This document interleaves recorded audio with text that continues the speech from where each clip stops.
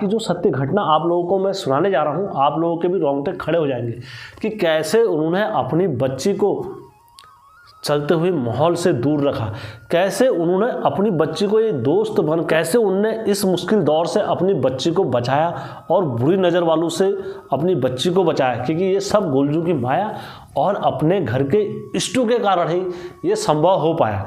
दोस्तों, जो कुछ भी है सत्य घटना है, इसमें कुछ भी असत्य नहीं है दोस्तों। और हमेशा की तरह कहानी में आगे बढ़ने से पहले चैनल का इंट्रो।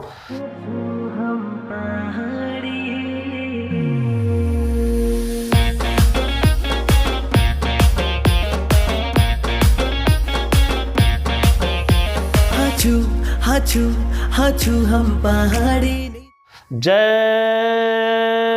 बिरकारा बजरंगी, हर हर हर हर हर हर हर हर हर हर महादेव। आप सभी के परिवार के ऊपर महादेव की कृपा और बजरंग बली का आशीर्वाद हमेशा बड़े रहने चाहिए। दोस्तों, सत्य घटना में आगे बढ़ने से पहले मैं आप लोगों से रिक्वेस्ट करना चाहूँगा, निवेदन करना चाहूँगा, यदि आप लोगों के पास भी कोई ऐसी सत्य घटना है और सत्य कहानी है कि आप चाहते हो वाकई में हम हेमचू पहाड़ी के साथ एक कदम बढ़ें और एक कदम मिलकर आगे चलें और उत्तराखंड के देवी देवताओं के प्रचार में हम आगे बढ़ सकते हैं, तो दोस्तों आप मेरे पास ऐसी सत्य घटनाएं और सत्य कहानी मेरे साथ भेज सकते हो। हमारा व्हाट्सएप ग्रुप है, आप यहां पर आके जुड़ सकते हो। और अगर आप मेरे से कहानियां शेयर करना चाहते हो या मेरे से कहानियां पूछना चाहते हो या अगर आप किसी गुरु से बात या संपर्क करना चाहते हो तो आप यहाँ पर आइए और आप समाधान अपना जो भी है कर सकते हैं। दोस्तों, हमेशा की तरह अब आगे बढ़ते हैं। सत्य घटना जो है मैं इसमें नाम काल्पनिक रख देता हूँ। एक लड़की क्या थी, सुनीता थी। सुनीता के जो पापा थे उसका नाम दिनेश और मम्मी का नाम अनीता था। भाई इन्हीं तीनों के बीच में कहानी घूमते रहेगी। एक बार क्या हुआ, दिनेश और अनीता जो रहने लगे, कहाँ रहने लगे, अपने पहाड़ छोड़ के नीचे प्लेन्स में आके बस गए। जब प्लेन्स में आके बसे दोनों जने तो उनका खाना पीना रहन सहन सब मॉडल हिसाब से होने लग गया।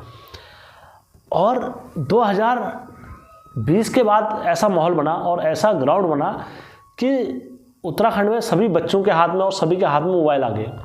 और जब मोबाइल आए तो बच्चे और ये सभी लोग क्या हुए, इस दौर से डगमगा गए, पढ़ाई से भी डगमगाए। और देखो, मैं यही आपसे सभी से, मैं किसी के विरोध में नहीं हूँ कि आपको देना चाहिए या नहीं देना चाहिए, लेकिन कितनी सावधानियां रखनी पड़ती है आपको इस कहानी में पता लग जाएगा कि कैसे क्या होता है।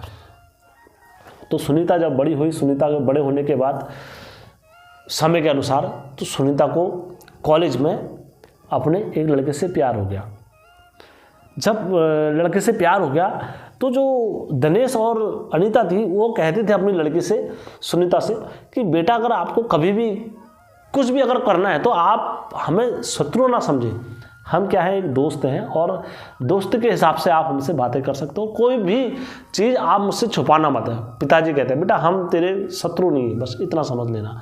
हमने, उनकी माँ ने कहा, बेटा जब मैंने तेरे को 9 महीने अपनी कोख में रखा है और 9 महीने मैंने तेरे को जब पाला है, इतने साल तक जब पाला है, और बेटा मेरी एक रिक्वेस्ट है, बस तुम मुझसे झूठ मत बोलना। यदि झूठ बोलेगी बेटा तो वो पाप लगेगा मुझे, और सच बोल के अगर तू कुछ भी करेगी तो मुझे वो कभी पाप नहीं लगेगा, बस सच बोलना बेटा मुझसे हमेशा। तो सुनीता ने कहा ठीक है मम्मी, मैं कभी भी ऐसा कुछ डिसीजन कुछ भी होगा तो मैं आप लोगों को ज़रूर बताऊँगी। समझाया बच्ची को इन दोनों जनों ने, दिनेश ने। तो जैसे समय आगे बढ़ता है, आप लोगों को पता ही है, हर दिन हर वक्त एक जैसा नहीं रहता है। तो सुनीता अपने जब कॉलेज जाती थी, कॉलेज में जाते जाते सुनीता को क्या हो गया, एक लड़की से प्यार हो गया। ये उम्र ही ऐसी होती है, इससे कोई नहीं बच सकता है, और इस उम्र से आज तक ना कोई बच सका है और ना कोई कभी बचता है, क्योंकि इस उम्र में ये ख्याल आते ही हैं कि मेरी शादी हो जाए, मैं भी कुछ बनूं या मेरा भी कुछ हो, अपना परिवार हो, तो ये कोई मेरा भी खास हो जिससे मैं अपनी बात कर सकूं। तो सुनीता के मन में ये ख्याल आया। जब सुनीता के मन में ये ख्याल आया तो सुनीता शाम को अपने पापा को बात सामने शेयर करी। जब पापा के सामने शेयर करी, सुनीता ने कहा पापा मुझे ऐसा ऐसी बात है, मुझे एक लड़का पसंद आ गया है, तो आप उसे कुछ बता सकते हैं पापा जी, मेरे को इस बारे में कुछ गाइड कर सकते हैं, क्योंकि मैं उस लड़की को बहुत लाइक करने लग गई हूँ। तो पापा ने सुनीता को अपनी पत्नी के सामने बैठाया। पत्नी के सामने बैठाने के बाद म्यूचुअल मतलब फ्रेंड की तरह बात करी। उन्होंने कहा बेटा ऐसा है आप और हम फ्रेंड हैं, और बेशक तुम्हें अगर वो पसंद आ गया तो बेटा मैं तेरी पसंद के खिलाफ नहीं हूँ, मैं तेरी पसंद के खिलाफ भी नहीं हूँ, तेरी पसंद से वो भी नहीं कर रहा हूँ एग्री, पर बेटा तू उस चीज़ को समझ अभी, जब इस चीज़ को तू समझेगी तभी जाके क्या नाम कहते हैं करेगी तू आगे को। उन्होंने कहा ठीक है पापा मुझे क्या करना चाहिए। उन्होंने कहा बेटा तू अभी एक काम कर, उससे ओनली फ्रेंडशिप रख, फ्रेंडशिप रख, और फिर तू उसकी आदतों को देख, कैसे आदतें हैं उसकी, कैसे उसका रहन सहन है, कैसे वो रह रहा है, कैसे ये कर रहा है।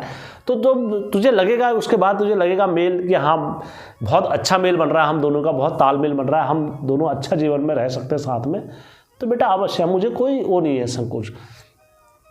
तो उन्होंने कहा ठीक है पापा। शाम को मम्मी के साथ जब वो आई, शाम को मम्मी ने उससे ये शब्द बोले, बेटा तू उसके साथ रहो, खा पी, मुझे कोई इतराज़ नहीं, हमने तुझे पाला है बेटा, और हमें तुझ पर पूरा विश्वास है कि हमारी बेटी कभी गलत नहीं हो सकती है। बस इतना है बेटा, तू मुझे कुछ भी तेरे को अगर फोर्सली करे, जैसे दारू पीने के लिए, जैसे कुछ खाने के लिए, या तेरे साथ ज़बरदस्ती करे या ज़ोर ज़बरदस्ती करे, तो तू कुछ भी कर, लेकिन मेरे साथ बात शेयर ज़रूर करना बेटा। ये मत करना कि मैं मम्मी पापा को धोखा दे के या कुछ भी ऐसा कर लूँ, बेटा ऐसा कुछ मत करना, मेरे साथ शेयर जरूर करना। हाँ तू भागने के लिए भी अगर सोच रही है तो तब भी मेरे साथ शेयर करना बात को, मैं मना नहीं करूँगी बेटा। उन्होंने कहा ठीक है मम्मी, मैं अवश्य आप लोगों के साथ शेयर करूँगी। धीरे धीरे उनका पढ़ाई में भी मन लगता रहा, और धीरे धीरे उनके साथ बात भी होती रही, और समय के अनुसार अब कोई भी चीज़ धैर्य और परीक्षा यहीं पे होती है ना, तो लड़का धीरे धीरे उसे प्रेशराइज करने लगा कि तू मेरे साथ ये कर, दारू पिएगी और मैं तेरे को ये खिलाऊंगा, और मीट मच्छी और इस चीज़ के लिए प्रेशराइज करने लगे। लेकिन हमारा जो संत, हमारे जो पहाड़ी लोगों का वो है संस्कार, वो कुछ अलग ही चोटी पर जाके और अलग ही चीज़ों का विधान देते हैं। तो इनने अपने पापा से बोला, इनने कहा पापा, जब इसने कॉलेज वो भी पास कर दिया, कॉलेज भी पास कर दिया, कॉलेज पास करने के बाद इनने पापा से बोला, पापा ऐसा है वो लड़का मेरे को जमा नहीं, मेरा ब्रेकअप हो गया उससे और मेरे को जमा नहीं, और मेरे शायद वो मेरे हिसाब से बेटर नहीं था पापा, क्योंकि इन दोनों की फिर लड़ाई झगड़े और ये सारी चीज़ें होने लग गई थी।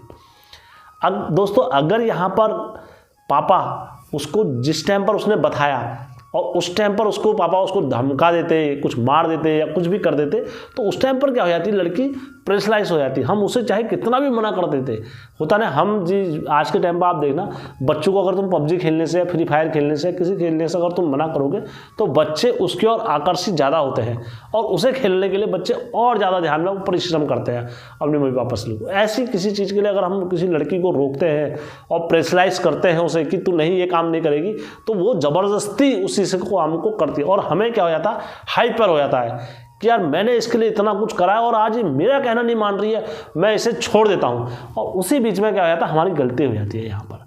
तो उसी टाइम पर क्या हुआ, लड़की को रियलाइज़ हुआ और लड़की ने कहा पापा मैं ऐसी बात हुई, मैं यहाँ पर इस लड़के से प्यार करती थी और ये लड़का मुझे सही नहीं लगा, इसलिए मैंने इसके साथ ब्रेकअप कर दिया। पापा ने कहा चलो कोई बात नहीं बेटा, अगर यहाँ पर लड़की भाग के शादी कर लेती उसके साथ, और उस टाइम पर वो किसी की बात सुनती भी नहीं लड़की, अगर उन्हें पापा लोग समझाते या कुछ भी करते वो नहीं सुनती, लेकिन पापा लोगों ने उसकी पढ़ाई का प्रोसेस कराया और कहा बेटा तू आगे पढ़ सिर्फ। तो बाद में लड़की ने मना कर दिया लड़के के साथ, इन दोनों का क्या हो गया, ब्रेकअप हुआ। अब लड़की कोई कोर्स करने लगी आगे का इंजीनियरिंग का। जब लड़की कोर्स करने लगी तो नई जगहों पर, नए जगहों पर नए लोग, तो लड़की को क्या हो गया, वहाँ पर कोई पसंद आ गया। तो जब यहाँ पर भी लड़की को पसंद आ गया कोई लड़का, तो लड़की ने ये बात फिर अपने मम्मी को बताई, मम्मी ऐसी सी बात थी और मेरे को एक लड़का बहुत पसंद आया है और मैंने उसको लाइक करने लगी हूँ। तो मम्मी ने कहा कोई नहीं, पापा ने भी कहा कोई नहीं बेटा, तुम एक काम करो, तुम्हें लड़का पसंद आ गया है तो तुम उसके साथ वैसे ही रहो, नेचुरल फ्रेंड की तरफ रहो, हमें कोई दिक्कत नहीं है, और आप उसके साथ दोस्ती करो, खाना पीना खाओ, हमें कोई एतराज़ नहीं है, हो सके तो बेटा घर पे भी ले आओ, हमें कोई इसमें दिक्कत नहीं है, हमारी बेटी खुश रहनी चाहिए बस। सुनीता ने कहा ठीक है पापा। तो उसने उसके साथ दोस्ती करी और जो जो समस्या, जो भी उनके घर की दिक्कत वगैरह जैसे चलती थी, इस बारे में वो बातें करा करते थे और अक्सर इस बारे में कराते थे। अब धीरे धीरे धीरे धीरे धीरे क्या हुआ, जब ये रिश्ते को 1 साल हो गया, एक और आदमी का जब लंबा समय जाता है ना, तो आदमी के आदत व्यवहार और आदमी का नेचर का पता लग जाता है कि कौन झूठ बोल रहा है और कौन दिखावे की ज़िंदगी जी रहा है, कौन सत्य कर रहा है। तो यही सारी चीज़ें जब उसको पता लगी तो सुनीता ने कहा ये लड़का भी मेरे लायक का नहीं हुआ यार, क्योंकि मेरा नेचर और हम लोगों का पहाड़ी डिफरेंस और हमारा जो पहाड़ी कल्चर है, और ये हमारे हिसाब से क्या हुआ, लड़का सुटेबल नहीं है, ये हमारे धर्म को नहीं मान सकता, ये हम पहाड़ी लोगों को नहीं समझ सकता। इसलिए सुनीता ने क्या कहा, उससे ब्रेकअप कर लिया। उन्होंने कहा नहीं, मैं अपने कल्चर को छोड़कर तुमसे कुछ नहीं कर सकती, हमारा कल्चर और हमारी ये सारी चीज़ें, बहुत सारी चीज़ें हैं। ये इसलिए होता है दोस्तों क्योंकि बाद में समझने से कुछ नहीं होता। अगर लड़की घर छोड़ के चले जाएगी, शादी करके भाग जाएगी, सब कुछ हो जाएगा, तो बाद में पछताने से क्या होता है, लड़की को भी, कई ऐसी लड़कियां हैं जिन्होंने बाद में शादी के बाद, भागने के बाद आत्महत्या करी है, सुसाइड करे हैं, क्योंकि उनके पास वापसी का कोई रास्ता नहीं रहता। फिर तब दूसरे बार वो अपने पापा के पास गई, उन्होंने कहा पापा जी मेरा उनसे ब्रेकअप हो गया, ये हो गया। तो पापा ने कहा कोई बात नहीं बेटा, नॉर्मल रहो। तब लड़की ने पढ़ाई कोर्स करी और नौकरी करी। नौकरी करने के बाद मम्मी और पापा के सामने बैठाया, दोनों के सामने, और हाथ जोड़े, पापा मेरा जीवन का जितना अनुभव था वो सारा फेल हो गया, आपने मुझसे ज़्यादा ज़िंदगी देखी है, आपने मुझसे ज़्यादा लोगों को देखा है और मुझसे ज़्यादा परखा है लोगों को आपने, तो पापा आप जो निर्णय लोगे और आप जो कहोगे पापा वही सत्य होगा और वही सही निर्णय होगा।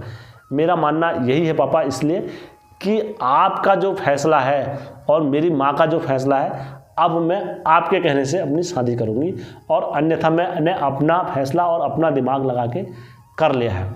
तो दोस्तों जब ये बात कही तो उसके दिन, अगले दिन मम्मी और पापा ने गुलजू के मंदिर में जाके पूजा पाठ और अपने घर के इष्टों के पूजा पाठ वगैरह करी। उन्होंने कहा हे गुलजू, हे हमारे घर के इष्टों, तुम्हारा कोटि कोटि धन्यवाद जो आप हमारी लड़की के दिमाग में ऐसी सुमति लाए और ऐसी सिद्धियां लेकर आए, आपका कोटि कोटि धन्यवाद।